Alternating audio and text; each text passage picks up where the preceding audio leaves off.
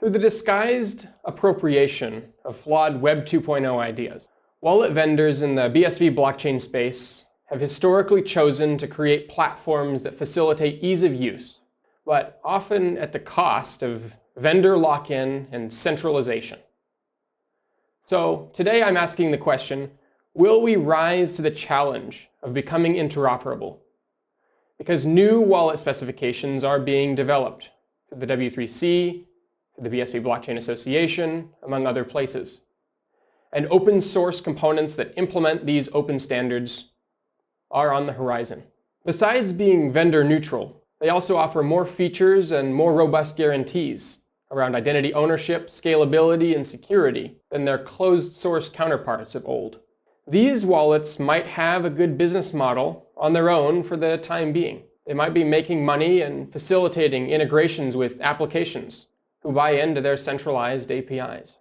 They might be obsessing over making these systems simpler and easier. A healthy obsession, mind you, but seemingly without focusing on the long-term viability and scalability of their approach.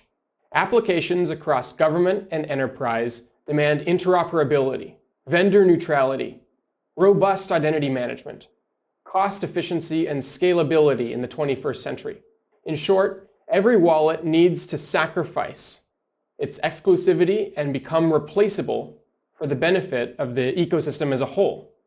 And for consumer markets, the best way to achieve this is through open W3C standards. For example, talking about browser-based wallets.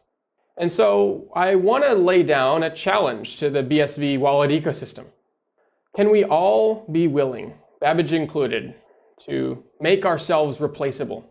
Are we willing to sacrifice our moats and our users and our proprietary APIs in order to embark on a new journey to create an ecosystem that can meet the demands of tomorrow?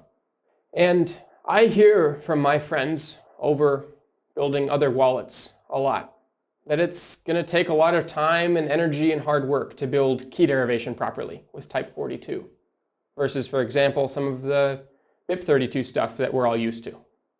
I also hear that it's a lot of time, energy, and hard work to implement identity and digital certificates properly.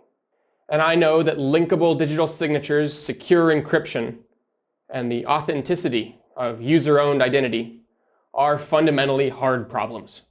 But can I make a suggestion that we as the wallet ecosystem might be able to solve these problems correctly just this one time? And that way we can avoid the fragmentation of application layers building on top, having to solve these problems many different ways, potentially incorrectly, multiple times. Can't we choose to set aside our differences and open ourselves up to the vulnerability of potential replacement by a competitor? Can't we choose to align on common cryptographic primitives and foundations? Because, yes, competition is important, and it serves as a way to make processes more efficient and scalable. But can we be strategic about how we choose to compete and what we compete about? Wallets will definitely compete, don't get me wrong. But shouldn't we be focusing on things like competing on the best user interfaces and the easiest onboarding processes while still fulfilling our critical role in the ecosystem? Shouldn't we let apps compete on the basis of their functionality and on the power that they give their customers, instead of forcing apps to compete based on which wallet backend they might choose to use to build their functionality? Doesn't it create a more compelling pitch for developers on behalf of the ecosystem as a whole that they can build their apps once and not care which wallet their users might have installed? The challenge really boils down to this.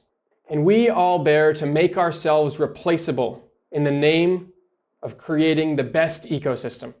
Will we cling on to our bottom lines, or will we show through our actions that we care about our clients' long-term interests more? We say we care about our clients and that we want them to have the best experience using the BSV blockchain. Are we still willing to let them have it regardless of whether it's part of our own proprietary walled garden platforms? We say we want our clients to have privacy, transparent data on a global ledger, ownership over their identities, and the data that flows through their blockchain-based applications. Is that only true when they use the single wallet that we ourselves as a company have developed? Is their ownership over their digital assets, their identity certificates, and their cryptographic keys rendered null and void in case they ever choose to leave our walled gardens? As the architects of this new digital age, should we also be the arbiters of what people can own based on their loyalty to our ways of building things? Because in a world without an open and interoperable standard for these things, that would seem to be the only path. And this is not without precedent either. There are many people who've lost access to their identities, their assets, and their data when centralized wallet vendors from our ecosystem have shut down. I don't need to mention MoneyButton, I don't need to mention Run. We all know this to be true. And not to mention the thousands of hours of time spent coding all manner of different applications against these now defunct APIs. And yet still we wonder why enterprise and government projects have not yet moved onto the blockchain. Still we wonder why, and yet these answers seem to be right in front of us. When they investigate this technology, they see people peddling these platforms and frameworks, the same tired old thing, the thing they seek an escape from. And yet the core value proposition of blockchain itself is in the disruption and demolishment of such platforms and frameworks, in returning control over identities, processes, and data back to the participants themselves, out of the cloud, out with these vendors and their monthly software as a subscription offerings. They tire at that. And when they see blockchain solution providers, they laugh at us, and rightly so, because ownership of data should be based on universally recognized protocols, not an endless series of 6-digit 2FA codes sent to our phones. Enterprise and government clients are not dumb, and they will not be fooled again. Enterprise and government clients are not merely looking for a quick fix. They require solutions that are interoperable, scalable, and secure.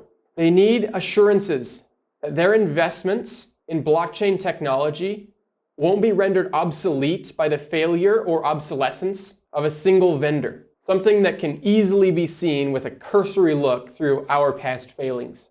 Software should be architected in modular components around these open protocols, not built precariously atop inefficient monoliths, or much akin to the monolith once found in the Utah desert. While they may be tall and made from shiny metal, monoliths have proven all too narrow and precarious for their grand height, and eventually they inevitably disappear into thin air.